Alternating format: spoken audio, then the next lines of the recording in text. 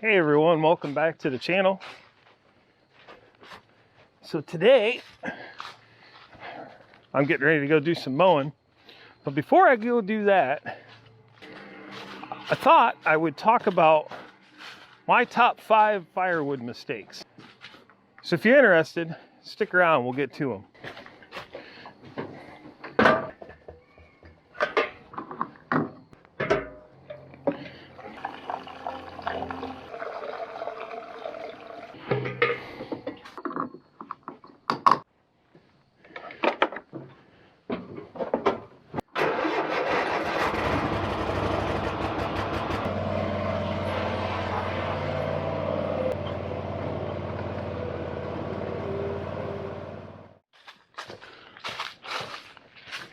All right guys, let's go down my top 5 list of firewood mistakes. We'll start from 5 down to 1. Number 5, I would say, is be aggressive. One of my problems with firewood is I only have so much time to cut and split firewood. Now the problem with that is you need your firewood to be seasoned and ready to burn. So that means you have to have your firewood cut, split, and stacked at least 1 year prior to burning, depending on what you're burning. Sometimes 2. So you need to be aggressive with your firewoods. Say again. Hello. Hello. Did you need me? No, just wanted to say hi. Hi. Being aggressive with your firewood will also come in play when we get to the number 1 mistake that I made with firewood. So keep that in mind as we work our way down the list. If it were up to me, I'd do firewood every day. I enjoy cutting and splitting firewood. Look at it. Number 4 on our list is stacking our firewood and keeping in mind the orientation in which we stack it. And I don't mean that as for wind direction or weather direction. I mean as orientation on how we're going to use this firewood. So I'll show you the mistake I made and try to explain what I mean by stacking our firewood in a convenient orientation. So to try and make this make sense, I'm going to give you the big picture. So as you can see, right here we have our outdoor wood burner. And this is what we're going to use this year to primarily heat our house. Obviously, this is how I'm going to load the stove right through the front. The way I have this set up now is going to work pretty good. I'm going to set my baskets of firewood right next to the stove and feed the stove off of these baskets. Where I messed up is my stack of firewood is stacked lengthwise this way, which is okay. It just means I'll work from this end to that end. The problem is the driest wood is on the far end. So if I'd have stacked my rows like this, much like the one on the end, I could have walked up the rows to retrieve my firewood. Also, this is at a slight hill going down, so the wood stacked this way, the ends are leaning. I'll bring you in and show you. I don't know how well you'll make that out on camera, but the rows are falling this way. So eventually these rows are going to fall over. I guess I'll just have to deal with it when I get there. I could take this all back down and stack it the right way, but I'm going to burn this winter. So next winter, when I'm stacking it, I'll keep all of this in mind and I won't make the same mistake. At least I don't think so. The number 3 mistake that I made when I first started cutting firewood is I wasn't measuring my firewood. I was just kind of randomly cutting pieces to the length that I thought they should be. And once I realized why that was a problem, I then switched to measuring my firewood. If you don't cut your firewood to roughly the same length, you can't stack it nicely. It doesn't stack very well. Also, you want to cut it short enough to fit in your firebox, but you don't want to cut it too short that you have to put so many pieces in your firebox to create a good fire.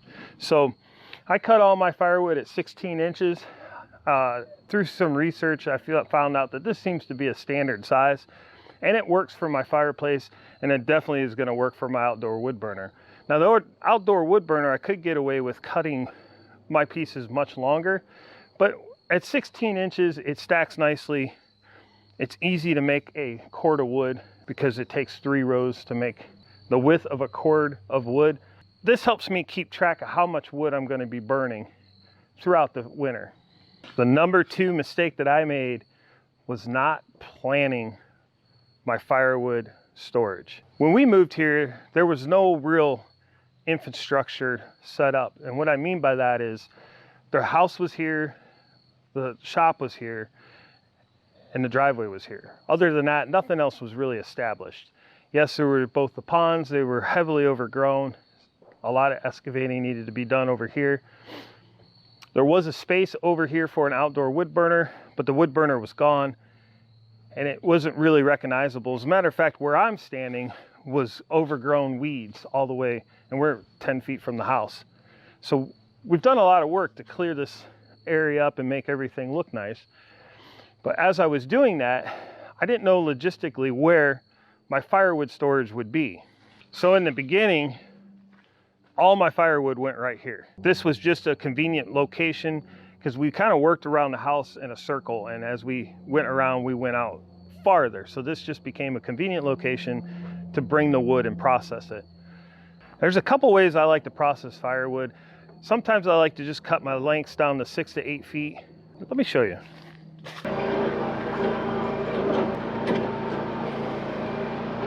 All right, like I was saying a minute ago, sometimes I like to cut my firewood down to 6 or 8 feet lengths. Now, some of these might be 10, 12, but you get the idea. And then I'll carry them out of the woods and make a stack like this. Now, this is much quicker for me than cutting them up in their 16-inch lengths and then trying to haul those rounds out of the woods. But it's not always the best idea. The trails are really tight in parts of the woods, so it doesn't always work. I brought these up here because I have a long-term firewood storage idea, and we'll go over that next. What? Hey, bud. Hey. Hey, buddy. Hey. How's it going, bud? All right, guys, my future plans for firewood is to start stacking it right here on this property line and working my way down. And I'm gonna feed out of my IBC totes. So basically, I'm gonna cut and process all my firewood up here. This will be like my wood yard. I'll stack it on the fence row, nice and neat, probably in cord sections. So 8 foot long by, 4 feet wide, 4 feet tall. Have them kind of sectioned off so I know what I have cord wise. And then as I need firewood, I'll bring a tote up here, fill it up, and take it back to the wood stove. Now, it is a bit of a distance between here and where the firewood is going to be burned, but I don't have a lot of open land, and I need to be able to access this area with tractors and grapples, and who knows what's going to happen in the future. But that's all part of logistics and planning, and this may change over the years. I may change where I store my firewood. We'll see. But for now, I think this is a pretty solid plan. It's going to get me by and keep things organized. And this brings us down to my number 1 firewood mistake. Get the firewood off the ground. As you can see, I'm sitting on a pile of firewood that needs to be split and stacked. I have several other piles out in the woods throughout the property that, man, the sun's bright, that need split and stacked as well. And I'm gonna get to it. I say that, but I am a busy person, so I only have so much time to work on this stuff. I've gotten a lot cleaned up. I have a lot more to go. But the problem is when you leave firewood on the ground, or even logs on the ground, they soak up the moisture from the ground and they never dry out. So you got to get it cut up, split up, and stacked so it'll dry properly and burn properly. What are you guys eating?